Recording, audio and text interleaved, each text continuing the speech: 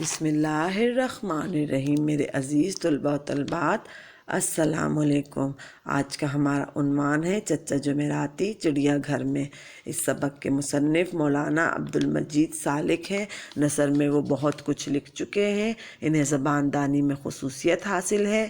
یہ تہذیب نسواں اور پھول کے اسسٹنٹ ایڈیٹر اور روزنامہ زمیندار کے ایڈیٹر تھے۔ سبق کا جائزہ۔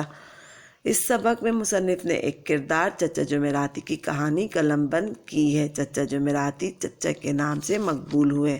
تمام لوگ انہیں چچا کہتے تھے۔ یہ کردار نہایت مخلص اور سادہ ہے۔ یہ تمام لوگوں کے کام آتا اور مدد کے لیے ہر وقت حاضر رہتا۔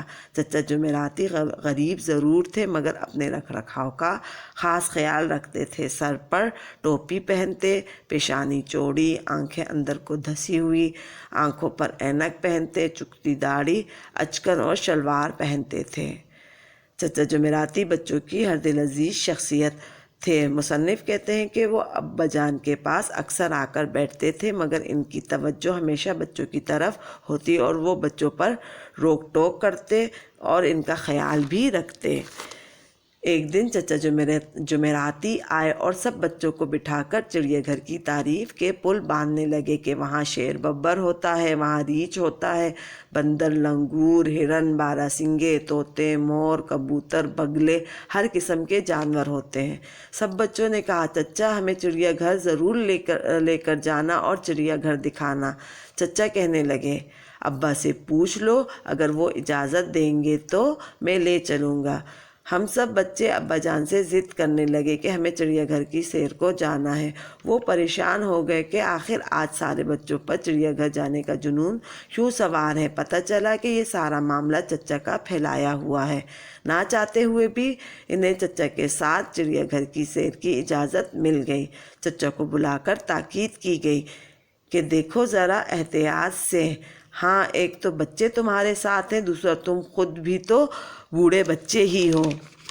یہ سن کر چچا جمعراتی بہت غصہ ہوئے اور کہنے لگے لا حول ولا قوت، یعنی ہم بچے ہیں، بوڑھے ہونے کو آئیں اور اب تک بچے ہی ہیں۔ تم اپنی نصیحت کو اپنے پاس رکھو، ہمیں سب معلوم ہے بچوں کو کھلاتے یہ عمر ہونے کو آئی۔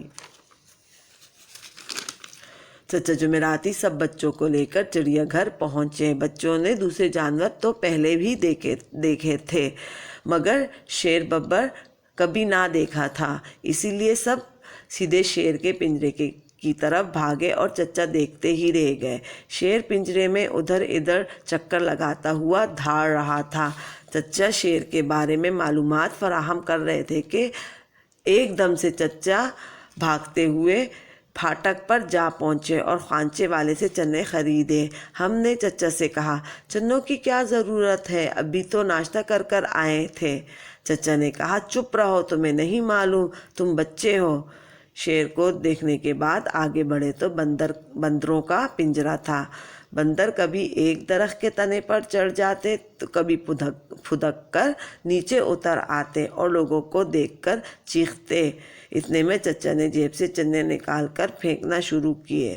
بندر بہت خوش ہوئے، اچھلتے کودتے اور چنے کھا کر بار بار چچا کے پاس آنے لگے۔ چچا پنجرے کے اور قریب ہو گئے، چنے پھینکنے لگے۔ ایک بڑا بندر بالکل پنجرے کے سلاخوں کے پاس آ گیا اور ایک دم سے چچا کی اینک اتار لی اور خود لگانے کی کوشش کی مگر کامیاب نہ ہوا تو اینک کو نیچے پھینک دیا۔ چچا جمعراتی کی حالت دیکھنے کے قابل تھی۔ وہ کہنے لگے ارے کمبخت، میری اینک یہ تو اینک توڑ تاڑ کر پھینک دے گا۔ اب بچے کھڑے ہنس رہے تھے اور تالیاں بجا رہے تھے اور کہہ رہے تھے چچا ان کو چنوں کی رشوت دو پھر اینک مل جائے گی، لیکن چچا پریشانی کے عالم میں ہم پر آگ بگولا ہو رہے تھے۔ انہوں نے بڑی کوشش کی مگر اینک نہیں ملی۔ آخر دوپہر کے وقت چچا ہمارے ساتھ بغیر اینک